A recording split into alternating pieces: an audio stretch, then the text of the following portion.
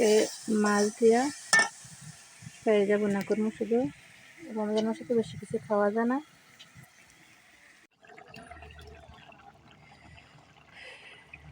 যেমন তরকারি হইতেছে, মাছ দিয়া ফ্রাইজা ভাগ করছি। তারপরে একটা শুটকি তরকারি,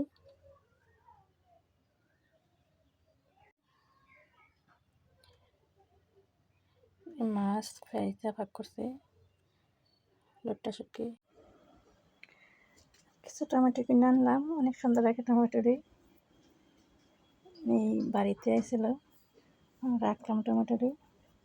খাইতে অনেক ভালো লাগে। রোজা মেয়ে দিন তো তরকারি বেশি খাওয়া যায় না, রেখে দিলাম।